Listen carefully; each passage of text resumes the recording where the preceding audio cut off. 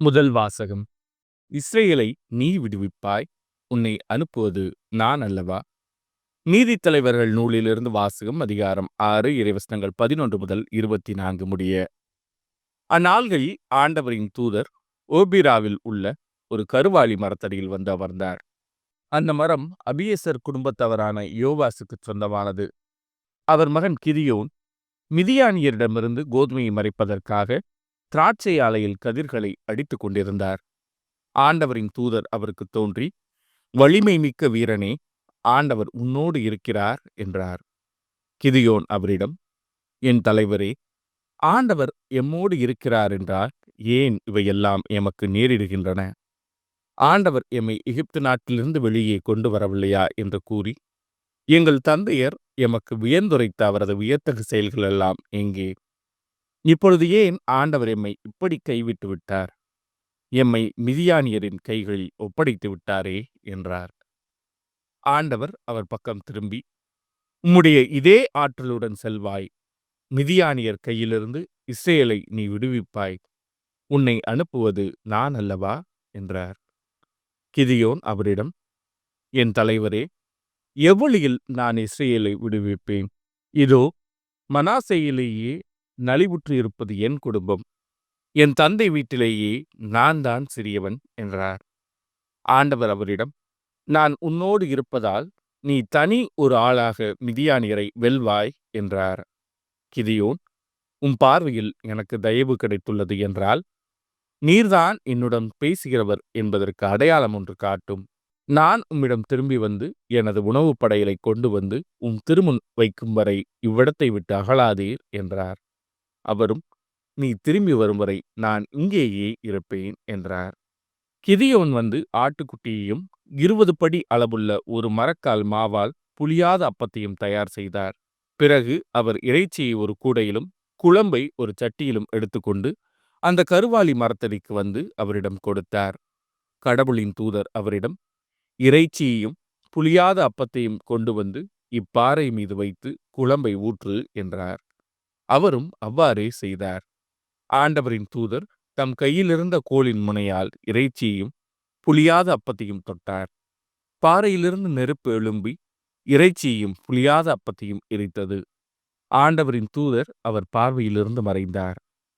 அப்போது கிதியோன் அவர் ஆண்டவரின் தூதர் என அறிந்து கொண்டார். கிதியோன், ஐயோ, இவர் என் தலைவராகிய ஆண்டவர், ஆண்டவரின் தூதரை நேருக்கு நேராக நான் பார்த்து விட்டேனே என்றார். ஆண்டவர் அவரிடம், உனக்கு நலமே ஆகுக, அஞ்சாதே, நீ சாக மாட்டாய் என்றார். கிதியோன் அங்கே ஆண்டவருக்கு ஒரு பலிபீடம் கட்டி எழுப்பினார். அதை நலம் நல்கும் ஆண்டவர் என அழைத்தார். அது இந்நாள் வரை அபியேசர் குடும்பத்தவருக்கு சொந்தமான ஓபிராவில் உள்ளது. இது ஆண்டவரின் அருள்வாக்கு. இறைவா, உமக்கு நன்றி. பதிலுரை பாடல். இறைவன் தம் மக்களுக்கு நிறைவாழ்வை வாக்களிக்கின்றார். ஆண்டவராம் இறைவன் உரைப்பதைக் கேட்பேன். தம் மக்களுக்கு, தம் பற்றுமிகு அடியாருக்கு நிறைவாழ்வை அவர் வாக்களிக்கின்றார். அவர்களோ மடமைக்கு திரும்பிச் செல்லலாகாது. இறைவன் தம் மக்களுக்கு நிறைவாழ்வை வாக்களிக்கின்றார். பேரன்பும் உண்மையும் ஒன்றையொன்று சந்திக்கும், நீதியும் நிறைவாழ்வும் ஒன்றையொன்று முத்தமிடும். மண்ணினின்று உண்மை முளைத்தலும், விண்ணினின்று நீதி கீழ்நோக்கும். இறைவன் தம் மக்களுக்கு நிறைவாழ்வை வாக்களிக்கின்றார். நல்லதையே ஆண்டவர் அருள்வார், நல்விளைவை நம் நாடு நல்கும். நீதி அவர் முன் செல்லும், அவர் தம் அடிச்சுவடுகளுக்கு வழிவகுக்கும்.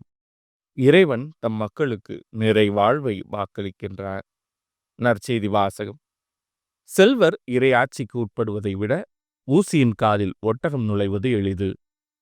மத்தேயு எழுதிய தூய நற்செய்தியிலிருந்து வாசகம். அதிகாரம் 19 இறைவசனங்கள் 23 முதல் 30 முடிய. அக்காலத்தில் இயேசு தம் சீடரிடம், செல்வர் விண்ணரசில் புகுவது கடினம் என நான் உங்களுக்கு உறுதியாகச் சொல்கிறேன். மீண்டும் உங்களுக்கு கூறுகிறேன், செல்வர் இறையாட்சிக்கு உட்படுவதை விட ஊசியின் காதில் ஒட்டகம் நுழைவது எளிது என்றார். சீடர்கள் இதை கேட்டு, அப்படியானால் யார்தாம் மீட்பு பெற முடியும் என்று கூறி மிகவும் வியப்படைந்தார்கள். இயேசு அவர்களை கூர்ந்து நோக்கி, மனிதரால் அது இயலாது, ஆனால் கடவுளால் எல்லாம் இயலும் என்றார். அதன் பின்பு பேதுரு இயேசுவை பார்த்து, நாங்கள் எல்லாவற்றையும் விட்டுவிட்டு உம்மை பின்பற்றியவர்களாயிற்றே, எங்களுக்கு என்ன கிடைக்கும் என்று கேட்டார். அதற்கு இயேசு, புது படைப்பின் நாளில் மானிடமகன் தமது மாட்சிமிகு அரியணையில் வீற்றிருப்பார். அப்போது என்னை பின்பற்றிய நீங்களும் இஸ்ரேல் மக்களின் 12 குலத்தவருக்கும் நடுவர்களாய் 12 அரியணைகளில் வீற்றிருப்பீர்கள் என உறுதியாக உங்களுக்கு சொல்கிறேன். மேலும் என் பெயரின் பொருட்டு வீடுகளையோ சகோதரர்களையோ சகோதரிகளையோ தந்தையையோ தாயையோ பிள்ளைகளையோ நிலப்புலங்களையோ விட்டுவிட்ட எவரும் 100 மடங்காக பெறுவர், நிலை வாழ்வையும் உரிமை பேராக அடைவர்.